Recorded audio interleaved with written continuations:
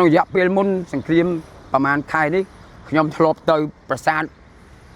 ព្រះវិហារខ្ញុំឡើងទៅលេងខ្ញុំដើរទៅអុជធូបបន់ស្រន់អីខ្ញុំសប្បាយចិត្តណាស់ដោយសារមានអង្គការយូស្កូគាត់កំពុងតែជួសជុលប្រាសាទដែលបាច់បាក់មិនមែនដោយសារសង្គ្រាមតិចតួចទេតែរលំដោយសារធម្មជាតិយើងអាចធ្វើបានជួសជុលបានតែត្រូវការរយៈពេលវែងអ្នកជំនាញដែលមានច្បាស់លាស់អញ្ចឹងទាមទារអង្គការ UNESCO និងអង្គការពិភពលោកមកជួយជួសជុលយើងកំពុងដំណើរការជួសជុលរហូតមកដល់ប្រហែលថ្ងៃមុននេះពួកខ្មាំងឆ្លៀនពៀនសៀមបានបាញ់ថាវក្រេនេះខ្ញុំនិយាយថាវក្រេនឹងសំណង់នៅព្រះវិហារហ្នឹងខ្ទេចខ្ទីមួយចំនួនធ្វើឲ្យអារម្មណ៍ខ្ញុំនេះគឺក្រោកគ្រួខ្លាំងណាស់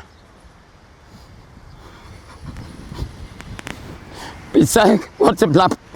ប្រជាជនខ្ញុំតែអត់មានកម្លាំងដៃធ្វើឲ្យខ្ញុំឈឺចិត្តចាំមិនអាចភ្លេចបានទេគាត់ជាប្រជាជនអត់មានស្អីសោះហេតុអីគាត់លើកកម្លាំងបានប្រហារជីវិតរបស់ប្រជារដ្ឋខ្ញុំស្លាប់ដោយមិនមែនជាកងទ័ពអ្នកឯងបានបំផ្លាញប្រាសាទតាក្របីដែលអ្នកឯងនិយាយថាជារបស់អ្នកឯងជាទ្រព្យសម្បត្តិរបស់ជនជាតិអ្នកឯងចុះហេតុអីបានអ្នកឯងបាញ់កំទេចប្រាសាទតាក្របីឲ្យคล้ายទៅជាផេះផង់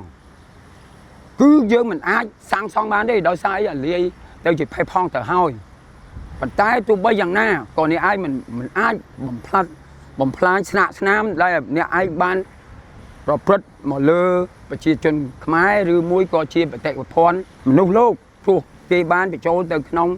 បេតិកភណ្ឌពិភពលោកទាំងហើយតែទីបញ្ចប់អ្នកឯងបានបំផ្លាញដូចជាព្រះវិហារដូចជាប្រាសាទតាក្របីហើយសូមឲ្យអន្តរជាតិវិតម្លៃទៅអ្នកណាឆ្លៀនពៀនអ្នកណាចង់បានអ្នកណាគឺទាំងអស់គ្នាក្នុងពិភពលោកជួយវិនិច្ឆ័យបច្ចុប្បន្ននេះពិភពលោកដឹងហើយថានឹងជារបស់អ្នកណាខ្ញុំនឹងនាមកូនខ្មែរនឹងទាំងអស់គ្នាសុខចិត្តការពារបដូរផ្ដាច់មិនឲ្យបាត់បង់ទឹកដីនិងបេតិកភណ្ឌរបស់កម្ពុជាក៏បេតិកភណ្ឌរបស់មនុស្សលោកដែរនៅទីបញ្ចប់ខ្ញុំចង់សនំពរឲ្យខ្ញុំជ័យនិយាយថាទូទាំងពិភពលោកអង្គការសហប្រជាជាតិអង្គការ UNESCO និងស្ថាប័នទូទាំងពិភពលោកជួយបញ្ឈប់សង្គ្រាមរវាងកម្ពុជានិងថៃព្រោះយើងជាជនជាតិអាស៊ីតែមួយទេរស់នៅគ្នាសបែកសម្បល់ដូចគ្នាហូបបាយដូចតែគ្នាហ្នឹងគ្មានអ្នកណាចង់បានសង្គ្រាមទេសង្គ្រាមចំណេញអីសង្គ្រាមគឺបានតែបំផ្លាញជីវិតបំផ្លាញផ្លូវស្ពាននិងអ្វីគ្រប់បែបយ៉ាងសូម្បីតែវិស័យទេសចរពេលមានកំភ្លៀងមានអ្នកមកលេងមានណាមកវិនិយោគអញ្ចឹងខាតបងទាំងសងខាងហ្នឹងខាតបងទាំងអាស៊ីហ្នឹងខ្ញុំនិយាយពិភពលោកមកឲ្យតែមានសង្គ្រាមគឺមិនដែលចំណេញទេប្រជាជនរស់នៅយ៉ាងលំបាកខ្វះថ្នាំពេទ្យខ្វះថ្នាំសង្កូវដូចតែប្រជាជនខ្ញុំអញ្ចឹងគាត់ធ្លាប់ជួបជុំគ្រួសារឥឡូវមករស់នៅតាមភូមិតាមឃុំតាមវត្តវាមិនមែនស្រួលដូចរស់នៅផ្ទះទេកូនក្មេង